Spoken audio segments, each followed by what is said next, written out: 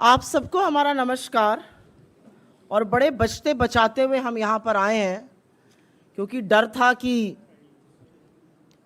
कहीं लूट ना हो जाए। इतना महंगा सामान आइटम लेकर चल रहे थे, तो विनीत जी और मैं बहुत बचते बचाते पुलिस प्रोटेक्शन में यहाँ पर पहुँचे हैं कि कहीं पर इतना महंगा आइटम है, जैसे जेवरात की आजकल हिफाजत होती है, वैसे इन सब चीज़ों की हिफाजत करनी पड़ रही है। आपने सुपरमैन देखा है, आपने स्पाइडरमैन देखा है, आपने ही मैन देखा है। आज आपको एक कहानी सुनाती हूं, और वो कहानी एक देश की है, एक देश में एक राजा की है जिसे लोग महंगाई मैन के नाम से जानते हैं। सुपरमैन स्पाइडरमैन अब पुराने हो गए, महंगाई मैन के नाम से उनको जाना जाता है। जहां महंगाई बढ़ जाती है, टमाटर ट बोलता है, टमाटर महंगा हो जाता है, पेट्रोल पा बोलता है, पेट्रोल महंगा हो जाता है। जनता अपने राजा से बड़ी त्रस्त थी। जो थोड़ी बहुत कमाई थी सब महंगाई मैन को समर्पित थी, और जो थोड़ी बच जाती थी वो टैक्स वाले लूट लेते थे।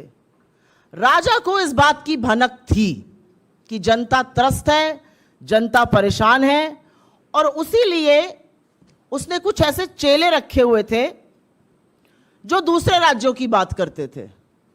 वो कहते थे फेकुस्तान में टमाटर बहुत महंगा है, फेकुस्तान में आटा बहुत महंगा है। तो राजा इसी में मस्त रहता था कि चेले जो हैं वो फेकुस्तान की बात कर रहे हैं, उसकी प्रजा की, उसके देश की बात नहीं कर रहे हैं। कुछ चेले ऐसे भी थे जो टमाटर 140 होने पर जनता को समझाते थे कि टमाटर मत खाइए, पथरी हो जाएगी, मिर्ची कम खाइए, अल्सर हो जाएगा, लहसुन प्याज तो बिल्कुल नहीं खाना चाहिए, देश विरोधी हरकतें आप बिल्कुल मत करिए। तो राजा को ऐसे लोग थे जो समझाते थे। लेकिन असलियत यह है कि जिस राजा का महंगाई मैन नाम है वो नरेंद्र मोदी है। और पीपली लाइफ का वो गाना तो आप सभी को याद होगा, महंगाई डायन खाए जात है। उसकी लाइन में बस संशोधन ये है कि सखी सैया तो नईखे कमात है, महंगाई डायन खाए जात है। कल बेरोजगारी के आंकड़े आए, 2 साल में सबसे ऊंचा बेरोजगारी का दर। मोदी सरकार की ओर से आपको इस पर कोई भी न प्रतिक्रिया मिलेगी ना एक्सप्लेनेशन मिलेगा। मस्त है साहब बहादुर, मस्त है, दुनिया देश त्रस्त है, कोई फर्क नहीं पड़ता है। तो जो बेरोजगारी के आंकड़े आए उससे समझ में आता है रोजगार कम है, उससे समझ में आता है आय कम है, और महंगाई जो कमर तोड़ रही है वो और ज्यादा तोड़ रही है। सब्जियों के दाम रॉकेट की तरह बढ़ रहे हैं। ये मैं एक गिफ्ट बास्केट बनाकर लाई हूं। आप लोग अभी शादी ब्याह का सीजन आ रहा है, बर्थडे पार्टी वगैरह में जाते होंगे, ये बहुत अच्छा गिफ्टिंग ऑप्शन है। इसमें 1 किलो टमाटर है, 1 किलो अदरक है, 1 किलो हरा मिर्च है, 1 किलो लहसुन है। टोटल लगभग 1070 रुपए का सामान है इस बास्केट में। तो अन्यथा पैसे मत खर्चा करिए, ये सब चीजें दिया करिए, लोग इसकी बड़ी कीमत पहचानते और जानते हैं। आज असलियत यह है कि इस देश में टमाटर 150 रुपए के करीब बिक रहा है। तो जो लहसुन प्याज नहीं खाते, अब आपको हो सकता है समझ कि हम टमाटर भी नहीं खाते हैं। अदरक ने तो ट्रिपल सेंचुरी लगा दी है। नींबू, मुझे नींबू, मेरा पैसा खत्म हो गया, मुझे नींबू नहीं मिला था। 400 रुपए पार नींबू है। 400 रुपए की वो हरी मिर्च मिल रही है जो कभी हरी धनिया और मिर्च सब्जी वाला फ्री में डाल देता था सब्जी के थैले में। ये 400 रुपए किलो की बिक रही है। ऐसा क्यों हो रहा है? और क्या सरकार को इसका पता नहीं है? सरकार सब जानती है, सरकार को सब कुछ पता है। और नहीं, ये सिर्फ बारिश के कारण सीजनल नहीं है। ट्रांसपोर्ट कॉस्ट इतनी महंगी है कि सरकार से संभालने चीजें संभल नहीं रही हैं। सब्जी ही नहीं, दाल भी दूभर हो गई है। 1 मिनट को चलिए कह दे गरीब आदमी कि चलो सब्जी नहीं खाएंगे, दाल रोटी खा लेंगे, दाल भी दूभर है। अरहर और उड़द की दाल इतनी महंगी है कि जो मार्केट में अरहर की दाल 72 से 75 रुपए किलो मिलती थी, आज वो 160 से 170 के बीच में है। उड़द की दाल 30 रुपए महंगी हुई है 1 महीने में। अरहर की दाल में 1 महीने में 50 रुपए की बढ़ोतरी हुई है 1-2 रुपए नहीं, करीब करीब 50 रुपए की। दाल और सब्जी चलिए आदमी कम खाएगा, सोचेगा थोड़ा मसाला वसाला ऐड कर दे तो बात बन जाएगी। जो जीरे का छौंक लगता है, वो जीरे का दाम आपको पता है क्या है? अभी 800 रुपए किलो है जीरा इस समय। 800 रुपए किलो जीरा बिक रहा है। वो जीरा जिसमें तड़का लगा के थोड़ा गरीब आदमी का और मध्यम वर्ग का खाने का स्वाद बढ़ जाता है। उस जीरे में 200 रुपए किलो, 200 रुपए प्रति किलो का इजाफा 1 महीने के अंदर हुआ है। 800 पे दाम पहुंच गया है। ये जीरा कभी 200-250 रुपए पे बिकता था। अब सब्जी भी महंगी है, दाल भी महंगी है, मसाले भी महंगे हैं। खुद सरकार मान रही है। कंज्यूमर अफेयर्स मिनिस्ट्री की जो रिपोर्ट है वो कह रही है 10 में से जो 10 सबसे जरूरी चीजें हैं, जिसमें दाल, चावल, आटा, मसाले, सब्जियां, चाय पत्ती, आलू, प्याज, टमाटर, उसमें से 9 चीजों के दाम में आग लगी हुई है। ये सरकार खुद मान रही है। इसके बारे में क्या कर रही है उसकी कहानी अभी हम आपको सुनाते हैं।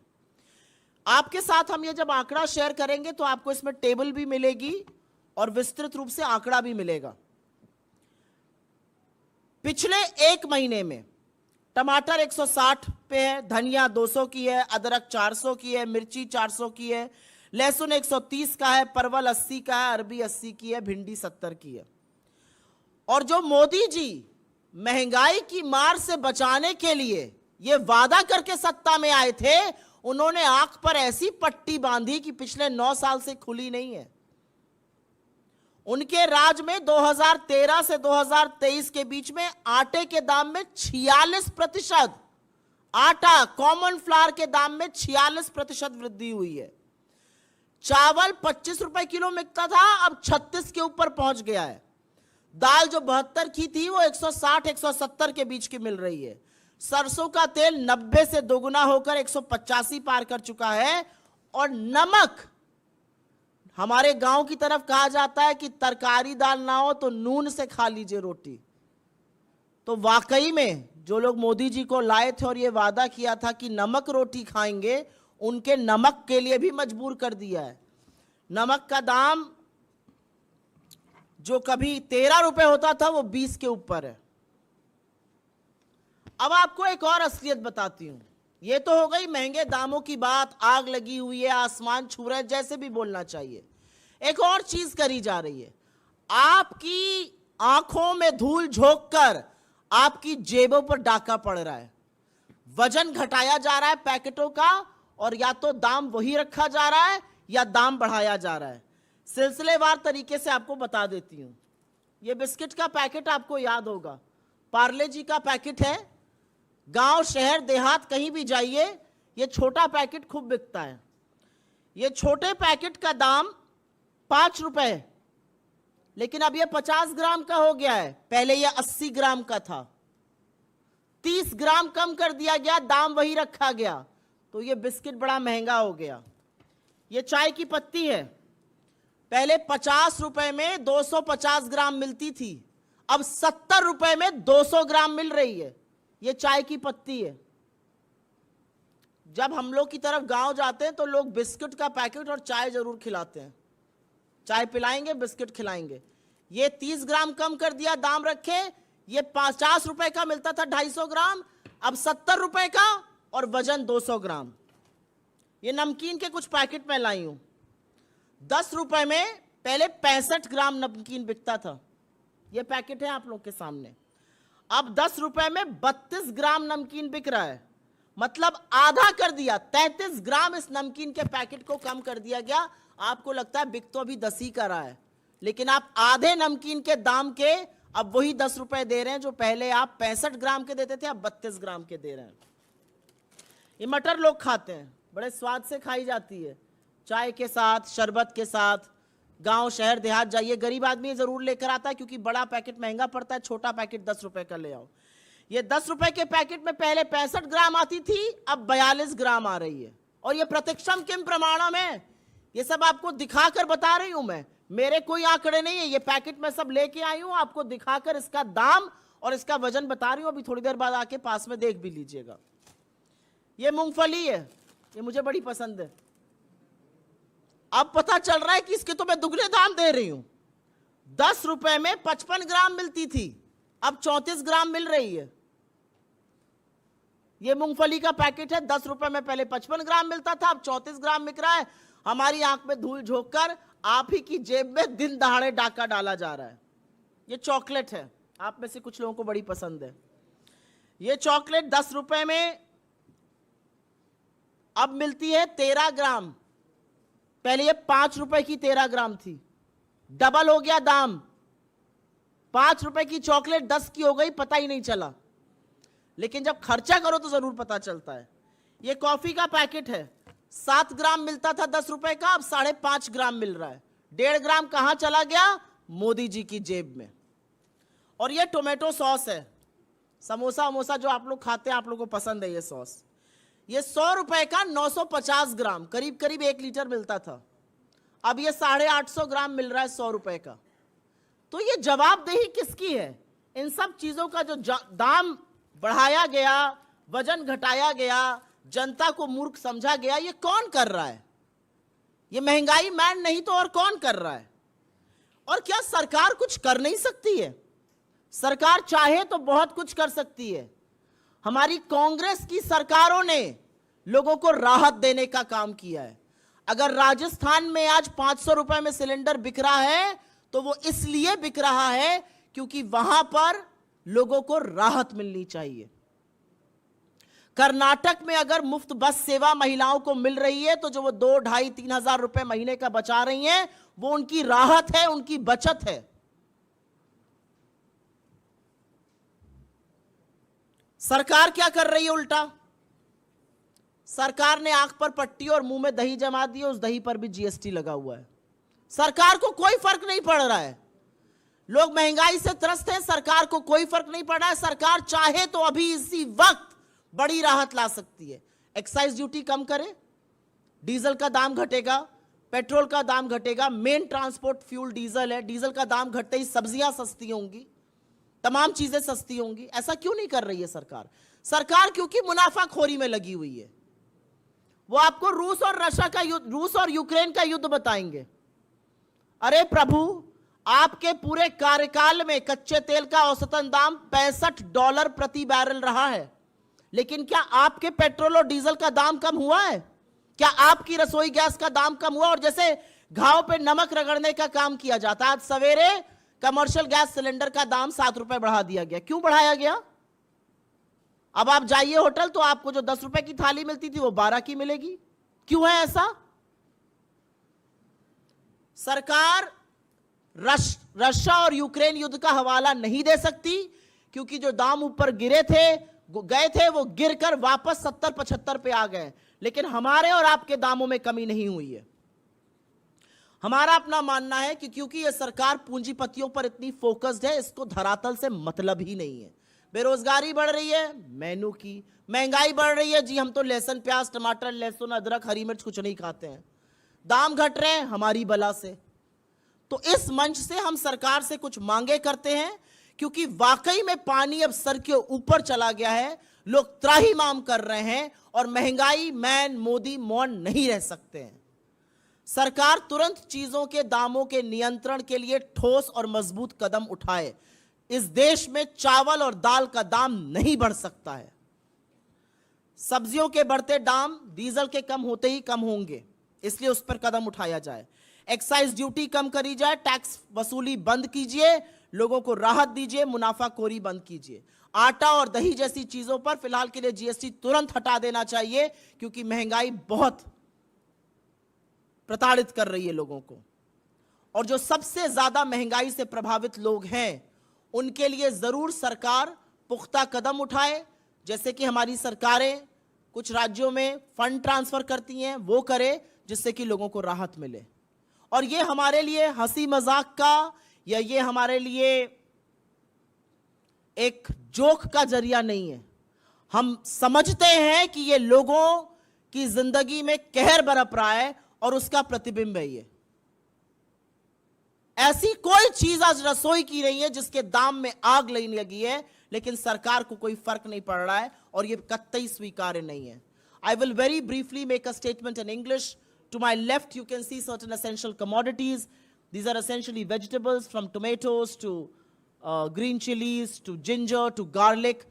And the reality is that this is a good gifting option, because something as small as this costs you over 1,070 rupees today. But does the government care? Does the man who has brought the onslaught of high prices upon us care? Is the government taking any step to reverse the situation? Is the government doing anything possible within its rights to bring you some relief? I think the answer to all of that is a big no. The reality is that unemployment in this country is at a 2-year peak. Has the government responded to it? They continue to look away. Tomatoes are being sold for 140 to 150 rupees a kg. Green chilies for 400 rupees a kg. Ginger for 400 rupees a kg. Garlic equally high. The reality is it is not just vegetables. And no, it is not a seasonal factor. The transport cost is huge. If only the government acts on it, there will be relief. The reality is prices of spices like cumin, jeera has gone up to 800 rupees a kg. It has seen a jump of nearly 200 rupees in a few months. Pulses, as common as tuar or arhar dal, are costing you anything between 160 to 170 rupees. Branded pulses even more. Prices of rice have gone up. Prices of wheat have gone up. What about the common man? What about the middle class? What about the poor, reeling under poverty? What is the government planning to do about all of that and more? And before I say anything, we will be sharing with you a comparative chart of where prices were in the UPA and where prices are today. And no, purchasing power parity for common Indian is down. An average Indian is poorer than how they were between 2013 to 2023. The reality also is that there are certain items where the weightage has gone down, but the prices have gone up. And I will just very briefly display some of this to you. These are biscuits. It's a Parle-G biscuit, the most common biscuit anywhere in the country. And having been in the world of finance and economy, I can also tell you this is a big barometer of how economic progress is. And if you remember, the consumption of Parle-G had gone down. This Parle-G biscuit used to cost you 5 rupees a packet, but that packet weighed 80 grams. Today, this packet weighs 50 grams. I have tea leaves here with me. 250 grams of this tea leaf used to cost us 50 rupees. Now 200 grams cost us 70 rupees. I have this namkeen here with me. In 10 rupees, one could buy a packet that weighed 65 grams. It now weighs 32 grams. I've got mutter here with me. A 10 rupee packet would get you 65 grams of mutter. Today it gets you 42 grams of mutter. I've got peanuts here with me. It used to cost 10 rupees, 55 grams. Now you get only 34 grams in that 10 rupees. I've got a chocolate here with me. You know, everybody likes to have a chocolate once in a while. It used to cost me 5 rupees. It now costs all of us 10 rupees. Prices have not gone up by a 50 paisa or a rupee. They have doubled from 5 to 10 rupees. I've got coffee here with me. It used to be a 7-gram sachet that used to cost us 10 rupees. That 7-gram sachet has now been reduced to 5.5 rupees. 1.5-gram sachet rests with Mr. Modi. And here is sauce. 950 grams of this sauce used to cost me about 100 rupees. It now costs us 850 grams for 100 rupees. So the reality is that the government is completely apathetic. They don't really care. It doesn't matter to them what common man or woman is facing.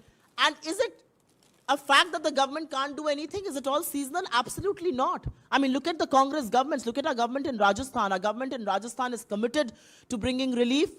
We are giving cylinders for 500 rupees.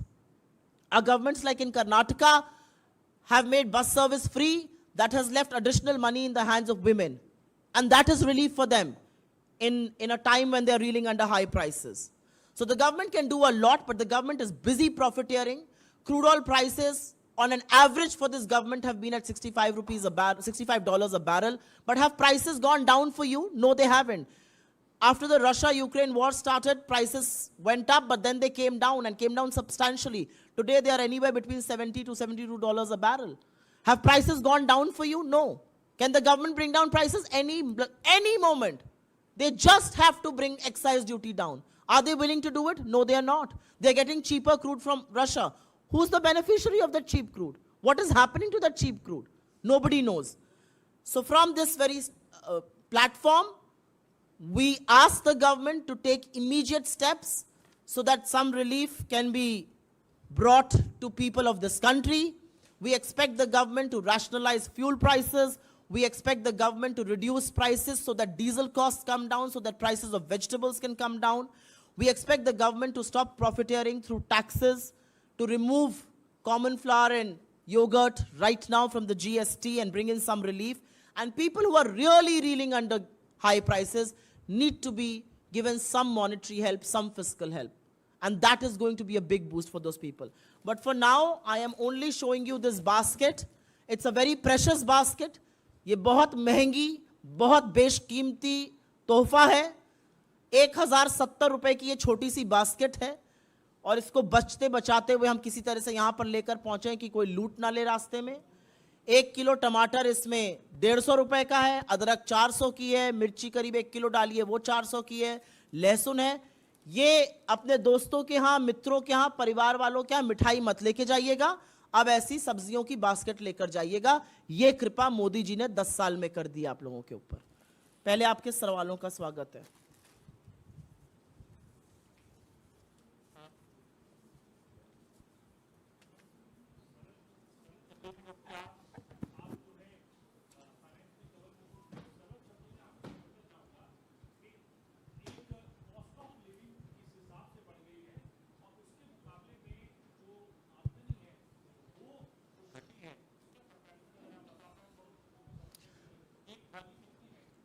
इस देश में कल एक आंकड़ा आया और वो आंकड़ा ये कहता है कि 2 साल में सबसे चरम सीमा पर बेरोजगारी है। अगर इस देश में बेरोजगारी इतनी ज्यादा है तो लोगों की आय घटी है, जिसके पास रोजगार है घटा है। यह आंकड़ा मेरा नहीं है, 83% हिंदुस्तान की आय घटी है। और अगर आय घटी है और चीजों के दामों में यह आग लगी है तो एक आम आदमी की थाली से पहले लहसुन, प्याज, टमाटर, अदरक, हरी मिर्च गायब हुई, फिर दाल गायब हुई, फिर जीरा गायब हुआ, अब चावल और आटे के भी दाम बढ़ गए। तो आप खुद समझ सकते हैं कि आमदनी कम है, आमदनी अठन्नी है और खर्चा रुपये से ज्यादा है।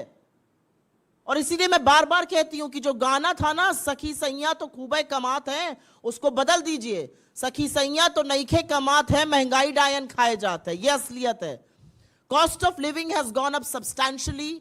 आपकी फ्यूल कॉस्ट हायर है, आपके इलेक्ट्रिसिटी प्राइसेस हायर है, आपकी वेजिटेबल कॉस्ट हायर है, आपके सीरियल्स हायर है, आपकी आम ग्रेन हायर है, आपकी कॉफी, चाय की पत्ती, बिस्किट, जो चीजें मैंने यहां पर दिखाई, छोटी रोजमर्रा की जिंदगी की चीजें के दाम उतरे हैं या बढ़ा दिए गए और उसका वेट घटा दिया गया। तो अगर ये महंगाई की मार नहीं है और अगर ये महंगाई की मार सरकार को नहीं दिखाई दे रही है तो सरकार क्या देख रही है? कहां अनदेखी है सरकार? यह अपने आप में एक बड़ा सवाल है।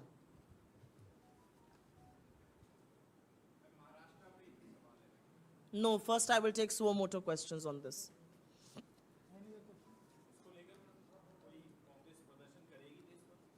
हम लगातार ये मांग उठा रहे हैं, हमारे नेता उठा रहे हैं, हमारे अध्यक्ष उठा रहे हैं, राहुल जी उठा रहे हैं इन मांगों को। हम हर तरह का हमने प्रदर्शन किया है, आगे भी करेंगे। लेकिन सोती हुई सरकार क्यों सो रही है? क्या उनको लोगों की तकलीफ और दर्द दिखाई नहीं देता है? क्या सरकार को यह समझ में नहीं आ रहा है कि इसका क्या प्रभाव पड़ रहा है लोगों पर? कांग्रेस हर बार सड़क पे उतरी है, हर बार संसद तक की हमने लड़ाई तय करी है। हम सड़क पर भी उतरकर इसका धरना प्रदर्शन करेंगे, इसके खिलाफ प्रोटेस्ट करेंगे, हम सदन में भी इस मुद्दे को उठाएंगे। हम आशा करते हैं कि गूंगी, बहरी, बेखबर यह सरकार जाग जाए और लोगों की वेदना और उनकी पीड़ा को समझे। आप लोगों को महंगाई कचोट रही है ना, बहुत ज्यादा कचोट रही है। और कोई सवाल इस पर? जी बताइए।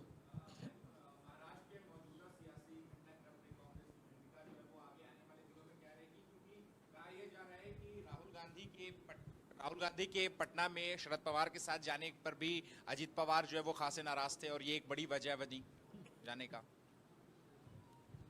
मैं आपसे दो बातें कहूंगी। भारत जोड़ो यात्रा के दौरान जब राहुल गांधी जी ने 4000 किलोमीटर इस देश के पैदल नापे, तो जो उत्साह, जो समर्पण और जो जिस तरह से वो हाथों हाथ महाराष्ट्र में लिए गए, शायद कोई दूसरा प्रदेश होगा जहां पर हमने आम लोगों का और कांग्रेस के अपने साथियों का वो उत्साह देखा था। तो मुझे लगता है कि महाराष्ट्र में कांग्रेस और मजबूत होगी। महाराष्ट्र के लिए, महाराष्ट्र के साथ हमारा ऐतिहासिक संबंध रहा है। महाराष्ट्र में कांग्रेस और मजबूत होकर और प्रखर बनकर उभरेगी। और ये जो भी लोग हैं ना, जो विपक्षी एकता पर सवाल उठाते हैं, वो दोमुही बातें करते हैं, वो दोहरे मापदंड अपनाते हैं। 24 घंटे पहले मोदी जी जिन लोगों को अब शब्द कह रहे हैं, पानी पी पी कर गाली दे रहे हैं, उन्हीं के साथ आत्मसात हो जाते हैं। तो आज मोदी जी से सवाल पूछना है, आप क्यों घबरा रहे हैं विपक्षी एकता से इतना कि कहीं उनको तोड़ रहे हैं? कोई फर्क नहीं पड़ेगा, क्योंकि जनता भी जानती है कौन किसके साथ खड़ा है और कौन किसके खिलाफ खड़ा है। जनता के जो मुद्दे हम यहां पे, मेरा शौक नहीं है यहां पर टमाटर प्याज और लहसुन रख के रखने का, लेकिन ये जनता की मांग है, इसलिए हम कर रहे हैं। और जनता जान रही है कि उनके मुद्दे कौन उठा रहा है और कौन सत्ता के सुख के लिए लालायत है। जी, सरकार की अगर बात करें, महिलाओं की शिक्षा या महिलाओं के विकास को तमाम बड़े दावे करती है, बेटी बचाओ बेटी पढ़ाओ के नारे देती है। वहीं अगर महिला राजदूतों की बात करें, 2021 में ये औसत लगभग 17.5% था, अब घटकर 13% पे महिला राजदूतों का जो है औसत आ गया है। महिला क्या? और वैश्विक स्तर पर लगभग ये संख्या 21% से ऊपर है। आज जो 13% की जो संख्या है वो लगभग मिडिल ईस्ट यानी अरब देशों के बराबर हमारी संख्या आ चुकी है महिला राजदूतों की, राजदूतों की। देखिए, महिलाओं का प्रतिनिधित्व हर जगह होना चाहिए। आपकी बात बिल्कुल सही है कि महिलाओं को राजदूत भी बनना चाहिए, ज्यादा से ज्यादा महिलाओं को राजनीति में आना चाहिए, उनको मौका मिलना चाहिए। कौन ये करने के लिए समर्पित है, ये बात का सवाल है। हमने तो दावे के साथ, मेरे नेता ने पब्लिकली कहा है, राहुल जी ने, कि जिस दिन मोदी जी 33% आरक्षण सदन में लाएंगे, हम बिना शर्त उसका समर्थन करेंगे। 9 साल से सत्ता में प्रचंड बहुमत है, क्यों नहीं लाते हैं? किस चीज से डरते हैं? उनको तो किसी घटक दल का भी साथ नहीं चाहिए। लाएं, महिलाओं को आगे बढ़ाएं, दिखाएं अपना समर्पण, दिखाएं अपना कमिटमेंट। बट करेंगे नहीं ऐसा, क्योंकि ये जो नारे हैं और ये जो दावे हैं, ये खोखले हैं और जबानी जमा खर्च हैं। क्यों हमारी राजदूतों की संख्या कम हो गई? Women in fact are considered very good ambassadors, women are considered very good diplomats. क्यों हमारी संख्या कम हो गई? क्योंकि अगर दावे में सच्चाई होती तो पहले शीर्ष पर बैठी हुई महिलाओं को मौका मिलता। क्यों नहीं मौका मिल रहा है आज की तारीख में? यह बात तो भाजपा को जवाब देना चाहिए, सरकार को जवाब देना चाहिए।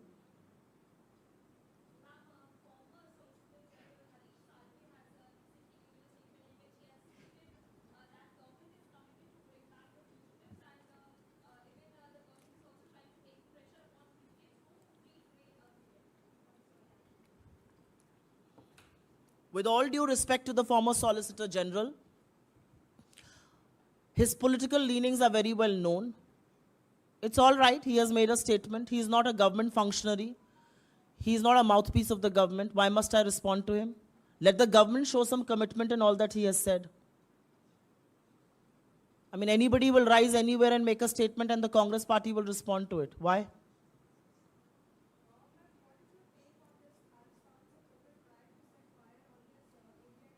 What? Can you speak a little louder?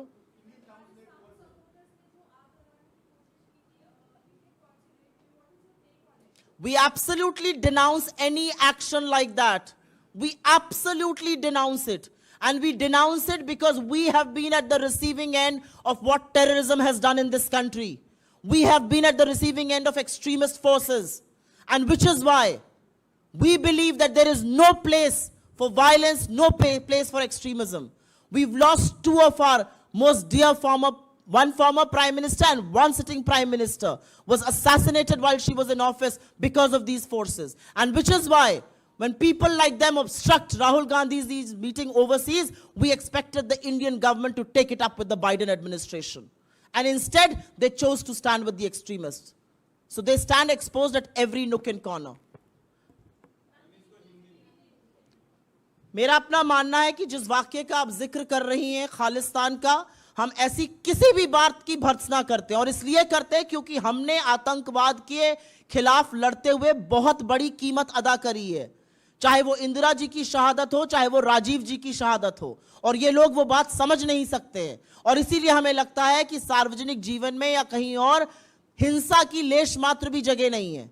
और इसलिए हमें यह भी लगता है कि जब राहुल गांधी जी की मीटिंग को खालिस्तान के कुछ प्रो लोग अवरोध पैदा करने की कोशिश करते हैं, तो केंद्र की मोदी सरकार को उसको बाइडेन एडमिनिस्ट्रेशन से टेकअप करना चाहिए था। जब ऐसे लोग कनाडा में इंदिरा जी की शहादत का मखौल बनाते हैं, तो सरकार को आधिकारिक तौर से ट्रूडो एडमिनिस्ट्रेशन से इसको टेकअप करना चाहिए था।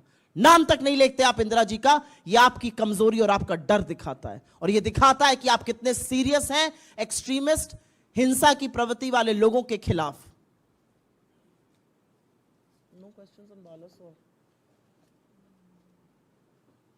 अभी आप लोगों को एक और खबर पता चली होगी बालासोर के बारे में, और जैसा कि वहां की कमेटी ने बताया कि ये टेलीकम्युनिकेशन और सिस्टम फेलियर था, तो हम इस मंच से, हमारे नेताओं ने इस पर ऑलरेडी वक्तव्य दिया, हम इस मंच से सिर्फ इतनी ही अपील कर सकते हैं कि गरम भोजन, कहीं हरी झंडी, कोई नई वंदे मातरम के चक्कर में मत पड़िए। पहले जो रेल से यात्रा कर रहे हैं लोग, उनको सुरक्षित कीजिए, उनको अपने गंतव्य पर सुरक्षित पहुंचाने की जिम्मेदारी सरकार की है। सरकार की जिम्मेदारी गरम खाना और नई नई झंडियां दिखाने की नहीं है। सरकार की जिम्मेदारी है कि जो आज रेल की पटरियों पर गाड़ियां चल रही हैं, वो सुरक्षित अपने गंतव्य पर पहुंचे। सरकार के सारे झूठ धराशायी हो गए इस एक रिपोर्ट के माध्यम से। धन्यवाद बहुत बहुत आप लोगों का।